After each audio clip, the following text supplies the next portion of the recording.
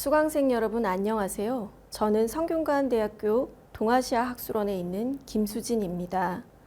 이번 시간은 조선 후기에 다산과 부귀 영화를 바라는 소망이 담긴 곽분양 행락도 병풍에 대해 살펴보겠습니다.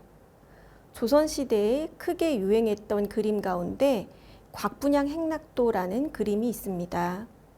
중국 당나라 사람이었던 곽자의라는 인물의 이야기를 그린 것인데, 이는 중국에서 기원한 이야기지만 일본과 한국에서도 잘 알려져 있었습니다. 특히 조선시대에는 이 곽분양이 크게 호강하는 장면을 대형 병풍으로 제작하여 특별한 날 펼치곤 했습니다. 이 병풍은 옛사람들이 꿈꾸었던 삶을 살았던, 즉 출세하여 이름을 떨치며 많은 자식을 낳는 한편 장수를 누렸다고 전해지는 곽자이의 생일잔치를 보여줌으로써 이를 보는 이들 또한 그러한 삶을 소망하게 한 그런 그림이었습니다. 이 그림은 곽분양 향락도, 곽자이 행락도 등으로도 불렸습니다. 조선시대부터 20세기 초까지 제작된 작품 40여 점이 남아 현재까지 전하고 있습니다.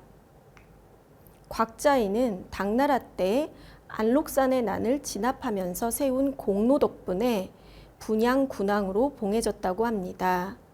여기에서 유래하여 곽분양이라고 불린 것입니다. 곽자이는 역사적인 인물이긴 하지만 그의 생애는 전설에 가깝게 근사합니다. 정치적, 군사적인 업적이 클 뿐 아니라 85세로 죽기 전까지 아들 8명, 사위 7명이 모두 높은 벼슬에 오르고 자손들도 모두 일이 잘 풀려 곽자이 자신뿐만 아니라 후손들까지도 세속적인 복락과 지위를 누렸다고 합니다.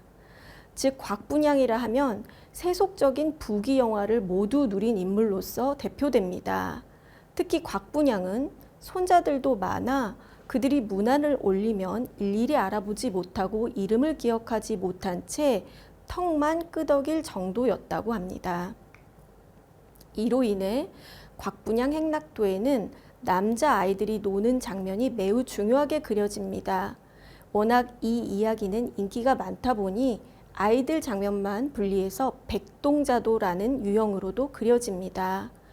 곽분양 행락도는 화면 가운데에 곽분양과 그의 부인이 자리하는 것으로 주요 구도가 이루어져 있습니다. 잔치에 온 손님들은 연회가 베풀어지고 있는 장소에서 여흥을 즐기고 있습니다. 왼쪽에는 폭포수가 있고 담 안쪽으로 원앙이 논이는 연못이 있습니다. 중앙에는 주인공인 곽분양이 용상에 앉아 춤추는 무녀들을 내려다보고 있으며 그 주위에 아들, 사위, 처첩, 신하, 궁녀들이 도열해 있습니다. 화면 중앙의 오른쪽에는 곽분양의 부인이 앉아있는 건물이 있습니다. 그 부인은 연회를 바라보고 있으며 궁궐 안채각 처소에서는 여인들이 춤추고 있거나 머리를 손질하거나 술을 놓는 장면이 그려집니다. 마당 곳곳에서는 수십 명의 남자아이들이 다양한 놀이를 하며 즐거운 시간을 보내고 있습니다. 한국의 곽분양 행락도는 비록 중국에서 연원한 곽분양의 내용을 그린 것이긴 하지만 조선의 화원들이 왕실회화의 전통 속에서 새로운 도안을 정립한 결과물입니다. 이 병풍은 무엇보다 왕실과 민간에서 모두 인기가 있었습니다. 그로 인해 왕실 병풍으로도 민화로도 제작되고 있는 것입니다. 왕실 의궤에 따르면 왕실에 혼례가 있을 때 곽분양 행락도 병풍을 백동자도 병풍과 함께 펼쳐 두었다는 점이 기록되어 있습니다. 1802년을 기점으로 곽분양 행락도가 별궁과 동례연에 배설되어 왕실 혼례에 중요하게 사용된 것입니다. 이 사진은 조선 왕조가 곽분양 행락도를 배경으로 의친왕의 자녀들을 촬영한 사진이고, 다른 하나는 1945년 대한민국 임시정부 봉영회 때 곽분양 행락도가 사용된 모습입니다. 김구 선생이 병풍 앞에 앉은 모습이 보입니다. 이러한 풍속은 1919년 조선을 찾았던 영국 여성 엘리자베스 키스가 제작한 혼인 풍경에서도 곽분양 행락도가 펼쳐진 모습을 통해 확인할 수 있습니다.